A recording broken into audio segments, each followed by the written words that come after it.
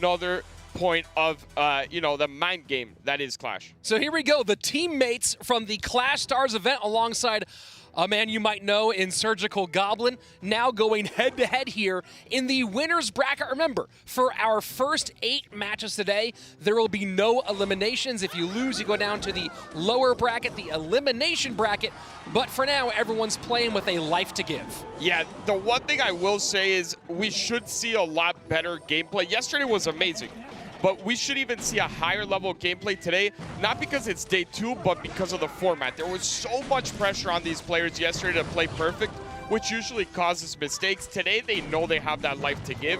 Obviously, you want to stay on that winner's bracket, but I think it will elevate the gameplay from everyone, and Mo has to be careful.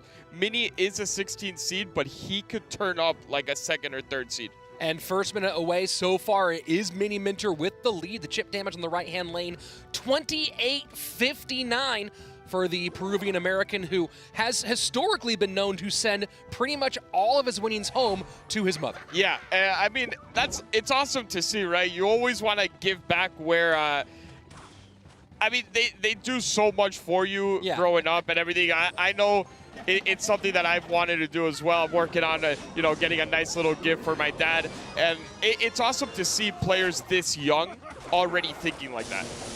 Lightning played high from Miniminter does shut down the tank. So huge lightning there, both on the Cannon Cart and the Inferno Dragon. A minute 15 remains in regulation time, and Mohamad Light does have the lead, but Mini does have quite a lot on the board. Yeah, this is very aggressive out of him. He decides to go Archer Queen on the bridge as well. He's going to have to, actually, no, he doesn't have to drop anything. He can take 1 hit. That's not a problem. For the amount that Mini spent, it really got Mo back into the game. Mo was down quite a bit of elixir, and I think moving forward in this match, Mini has to be a little more careful. You cannot, once you have an advantage against Mo, you don't get that very often, so you really have to make it count. Look at how comfortable these two are, right? Look at what Miniminter just did. You had Mohamad Light knew that he could get that mortar shot on the tower if he used the arrows on the Mother Witch, and Miniminter quite calmly, no panic there, knew the exact amount for that log. This is just so far, we talked about, you mentioned that, the idea that yesterday players were playing a bit uncomfortable with how stressful that BO1 is. You see how comfortable these guys are right now. Yeah, and you could tell in their posture and in everything, right? We saw people a lot more nervous. Right now, they just seem like they're playing the game they love. There isn't all that pressure. But what I have noticed in this specific match is how much fireball value Mini is giving up. I want to see him just spread out a little bit more. Every single time Mo has fireballed, it has, other than that one, it also hit the Archer Queen there, I believe. Yes, it has always got the Archer Queen and something else, so he needs to be a little more careful with that. I do like the Lightnings that are continuously keeping that Cannon Card in the back and getting tower value. Lightning may be a half step late, though, not letting the Archer Queen get on tower. Here we go, Royal Ghost and Mother Witch right at the bridge. Log to help the Mother Witch, and Mortar still connects. The lead maintained with Mohamad Light by a little under 500 HP. Yeah, and the issue here for Mini is if he gets too aggressive, you know Mo is going to go ahead and Graveyard, and then his spells are not great. Even if you have Fireball, it's better than having Lightning against this specific deck. When you look at the cards up top, yes, you can get the Cannon card, but the Archers and the Skellies, the Inferno Dragon, will all stay alive. So you need to be really careful when you do go ahead and Lightning, and you can't overextend. That Graveyard will do a ton of damage. You don't have anything other than the Mother Witch, and that gets Fireballed. Royal Giant finally comes out here very late into the game. Piggies from that Mother Witch tanking a bit for that Inferno Dragon damage, but Royal Giant just not finding a way to break through. 12-19 to 13-35 is the number with 45 seconds left. Yeah, I want to see, Mo has to get a little bit more aggressive. I think if he continues this pace up, Mini will actually win. He, of course, has the Lightning, and this is what I want to see out of him. A Fireball should come down here on the Mother Witch as soon as it moves up a little bit. There it is, and now he should be able to get some damage here. He gets the lead back.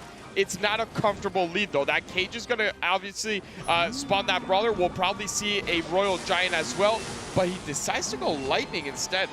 The Lightning gets onto the Inferno Dragon. Now Royal Giant in from behind. Graveyard going naked, no tank, still getting very important damage at this stage. The Mortar should be in cycle there. High Mortar right now against the Royal Giant, trying to predict that Lightning coming in. Lightning gets on tower. Won't be enough. Mohamad Light takes game number 1 in our opening match of the day. Yeah, and very rarely you see Mohamad Light really take that deep breath at the end, but he knows how close that got. He got a little bit of good luck on the RNG with the last 2 graveyards that just put him over the edge there. But if Mini was able to get 1 or 2 more RG hits, which I think he would be able to if it's get 2 wins in a row to stay in that upper bracket, and we know how much easier that road is if you stay on the winner's side. Yeah, also the fact that every time you win on that upper bracket, it moves you so much closer to that top 3, as opposed to on the lower bracket, every win is just 1 spot that you move over. So you really want to stay in that winner's bracket, advancing you a lot quicker through there.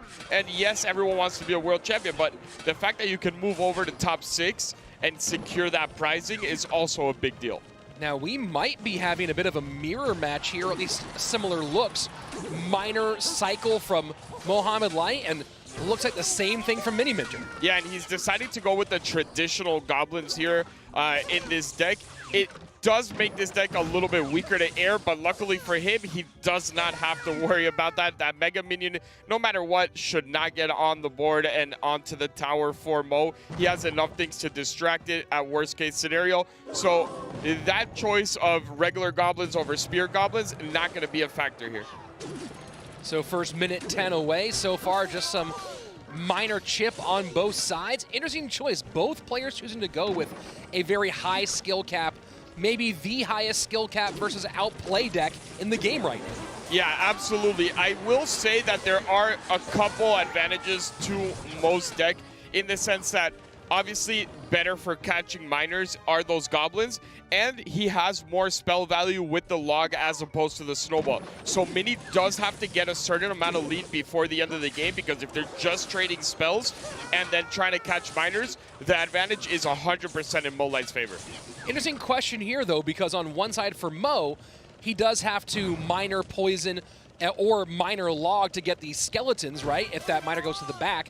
Whereas for Miniminter, he can snowball off those goblins. Yeah, he can snowball off those goblins, but the DPS is also a very big difference. Those goblins will be back, and the miner won't be able to do as much chip, as opposed to the log does take out the skellies and then forces you to drop something else. A beautiful snowball there as well to move that Mega Minion, kind of going to the point that you had. It wasn't to the goblins, but it did buy him enough time to get some more damage there from that miner.